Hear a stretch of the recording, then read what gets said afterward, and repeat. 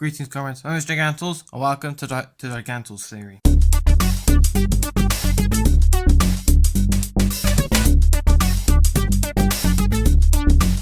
Now, this theory it's not the first time I talked about this one. I mean, I talked about it with friends and family, and I even emailed the game theorists about this one to make for their upcoming episode. However, for some reason, they haven't responded yet. So if you could maybe, I don't know, ask them if they had received it, and they'll answer you. I mean, they're probably sick of me trying to talk to them, so just check with them if they received it. Thank you. Anyway, so this theory is I was inspired ever since after Map made his most recent FNAF video, in which he was talking about FNAF VR. At the end, he said that he didn't know he knew Jeremy was important, the name, but he wasn't sure who it was or why it was important. So today I'm going to basically tell you my theory about why I think it's important. So the theory goes along that the name Jeremy isn't just a name; it's also a title for something. You see, every time there's been a person called Jeremy in the game, they've been an important character. They've done something important. For instance, the first Jeremy, he was one of those that possessed the animatronics in the first place, which ended up causing incidents happening and closed down the location. The second Jeremy Fitzgerald, he was bitten by Mangle after the bite of 87 after Purple Guy killed more children, and so that location was closed down. And then the third Jeremy, as we saw here, brought awareness to the fact that something was wrong with the game, and he eventually died from his injuries after playing it. However, he brought awareness to it, which thanks to him, we now know what's going on. So I believe that Jeremy is the title given to the person who's also, anyone with the name Jeremy also does something really important in the game. However, the problem is that they end up suffering for it. They either die or suffer massive mutilation, which is a rather shame. Now, William Afton is also a title in a sense. You see, he's firstly, just to clarify now, he's in hell with Golden Freddy, where he's being tortured for his crimes. With this there's some confusion over then who the heck is in the game. The reason why the game is possessed is because some of the circuit boards they got from the old location apparently had there's something with them that when they put it in the game, it caused the game to get possessed, and now that possession is shown in the form of glitch trap. Seriously, when I saw that freaking rabbit in the game theorist video, I almost had a heart attack, and I just had chills going down my back. And if you haven't seen it yet, bit of a spoiler alert.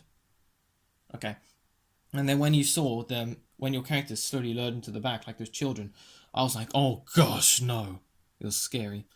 Anyway, so William Afton, what I believe is on the AI is almost like his shadow, you could say. His evil is in the form of his shadow, and his shadow, in a sense, has possessed the game. It's almost like his evil is so powerful that it's got its own body now, and it's done that by getting into the game. And not only that, but in FNAF 6. When Map made his final video about that, he said that the box at the end of FNAF 4, which locked everything up, it was repeated again at the end of FNAF 6, in the sense that FNAF 6 has created to trap all those animatronics, and to destroy them all once and for all. And so when all the animatronics are lured in, all the exits are sealed and the place was burnt down, and the shape formed by those cameras was the same shape as the box there. Now, in the end of FNAF 6, one of the endings is that you are locked in a box, and a metal box, and then Glitch Trap just walks off. And that's meant to show that you're trapped in the game, he's possessed your body. Now, that's important as well, and I'll come back to that now. But basically, what I wanted to say, basically my theory is that FNAF is, in a sense, a cycle. What happens is William Afton William Afton does something wrong, something very bad. And what happens is that someone called Jeremy is either caught up in it or they uncover it by accident. And through their actions, something occurs, whether another person gets involved, or an event happens because of their involvement that ends up causing William's rampage to stop for a little bit of time. So you can say that Jeremy is, in a sense, he's like a catalyst. It's because of him that something happens. Again, the first Jeremy, it's because he was caught, because he was killed, that he possessed animatronics, that they started acting weird and they had to close down the location. Then, after Jeremy Fitzgerald was bitten, they closed down the sister location and moved back to the old location. And then the third Jeremy, it's because of his death that that woman left the tapes for us to try and understand what would have been going on because she'd been observing him, and that's all important. William Afton, in the meantime, he's he's the antagonist. He's a monster that Jeremy's trying to fight off, or at least get attention for. I mean, now that William Afton is busy possessing all those people that play the game, it's almost like all the people with his title are now spreading out into the world, and now Jeremy, though he brought awareness to it, now he can't do anything about it. Now, our only hope is that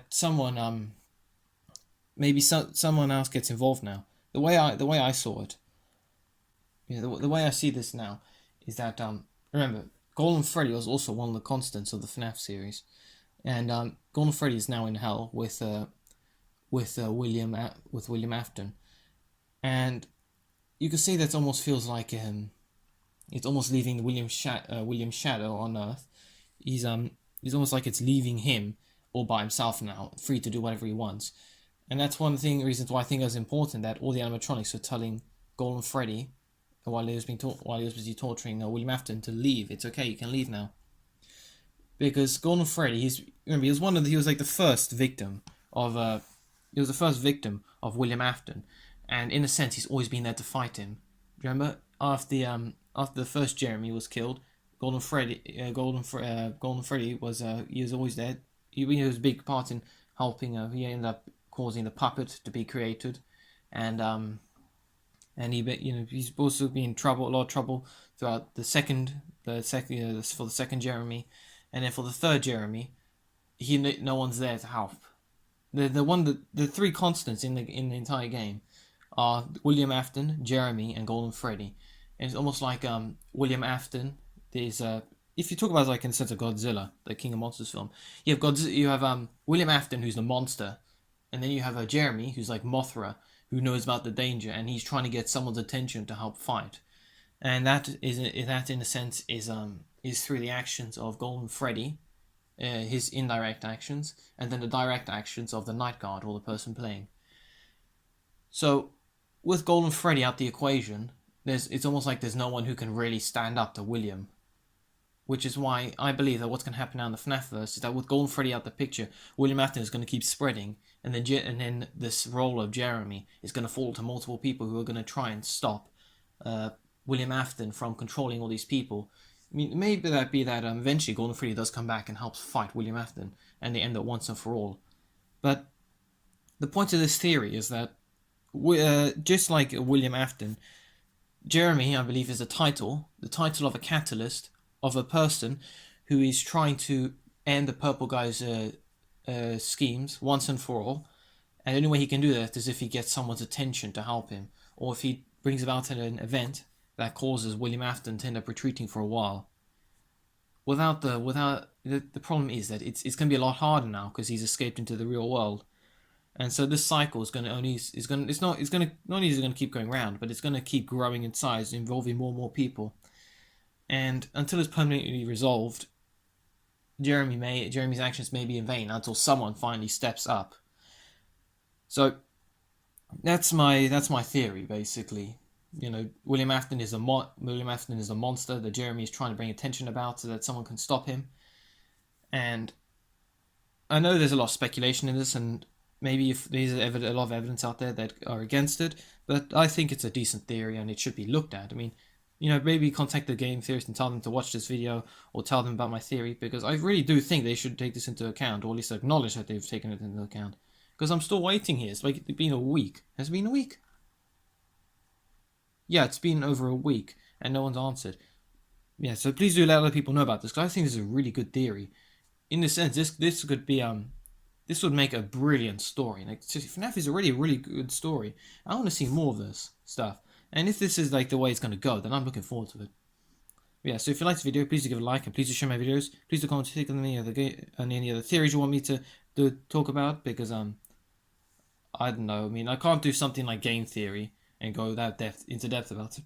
Sorry, or any other game or any games that I don't really know about. But if I do have a theory about it, I'll let you guys know, because it's interesting stuff. And please subscribe to my channel so you can see more of this content, and please ring the bell to keep updated with my video releases. Next episode, I'm gonna try and find another theory for you guys to listen to that may not make a lot of sense, but it's interesting stuff to listen to. So yeah, see you next video, comrades. Until then.